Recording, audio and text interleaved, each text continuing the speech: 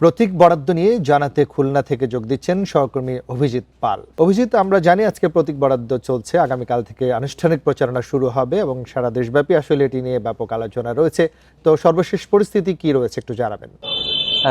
আমরা এখন দাঁড়িয়ে আছি আপনার খুলনা জেলার যিনি পরিষদ কার্যালয় অর্থাৎ খুলনা জেলা যিনি রিটার্নিং কর্মকর্তা তার কার্যালয়ের সামনে আছি এবং আর অল্প কিছুক্ষণের মধ্যে এখানে আসলে যে জাতীয় নির্বাচনে যে প্রতীকবদ্ধের কার্যক্রম সেই কার্যক্রম শুরু হবে।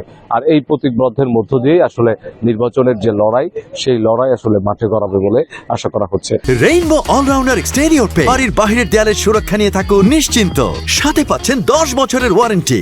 এখন অবশ্য জেলা রিটার্নিং কর্মকর্তার কার্যালয়ে আসলে শেষ মুহূর্তের প্রস্তুতি চলছে। আমরা দেখছি যে আইন শৃঙ্খলা বাহিনী তারা যেরকম উপস্থিত আছেন এবং কার্যালয়ের ভিতরে আসলে বিভিন্ন ধরনের কার্যক্রম সেগুলো চলছে।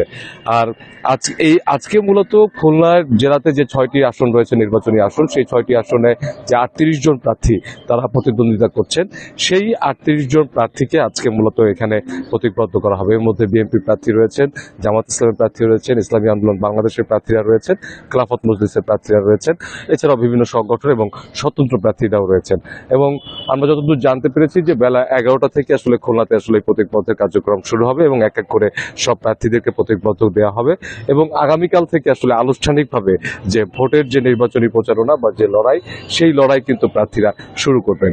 গতকালকে ছিল আপনার নির্বাচন প্রত্যাহারের দিন এবং আমরা নির্বাচন প্রত্যাহারের দিনে দেখেছি যে খুলনার যে 5টি আসন আছে সেই 5টি আসন থেকে 5 জন প্রার্থী তারা মনোনয়ন প্রত্যাহার করেছেন এবং এর মধ্যে 4টি আসনে আসলে খেলাফত মজলিসের যারা প্রার্থীরা ছিলেন তারা প্রত্যাহার করেছেন, কারণ 10 দলীয় জোটের যে সমঝোতার মাধ্যমে যে প্রার্থী ঘোষণা করা হয়েছে সেই অনুযায়ী। এবং 10 দলীয় জোটের সমঝোতার প্রার্থীর মধ্যে আমরা দেখেছি যে খুলনা 4 আসনে জামাত ইসলামের যিনি প্রার্থী রয়েছেন তিনি গতকালকে প্রার্থিতা প্রত্যাহার করেছেন এবং সেখানে আসলে 10 দলীয় জোটের প্রার্থী হিসেবে লড়বেন খেলাফত মজলিসের নায়েবে আমির।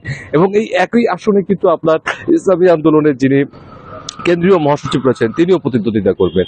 খুলনাতে আসলে খুলনা 5 আসনে জামাতের যিনি সেক্রেটারি জেনারেল রয়েছেন মিয়া গোলাম পরোয়ার তিনি প্রতিদ্বন্দ্বিতা করবেন এবং তার সাথে রয়েছেন আলী আসগর লবি এবং এছাড়াও খুলনাতে হেভিওয়েট নেতাদের মধ্যে খুলনা 4 আসনে বিএনপির প্রার্থী রয়েছেন আজিজুল বাড়ি হেলাল এবং তার সঙ্গে প্রতিদ্বন্দ্বিতা করবেন ইসলামী আন্দোলনের কেন্দ্রীয় মহাসচিব এবং এর পাশাপাশি তার সঙ্গে প্রতিদ্বন্দ্বিতায় রয়েছেন 10 দলীয় জোটের প্রার্থী হিসেবে খেলাফত মজলিসের নায়েবে আমির।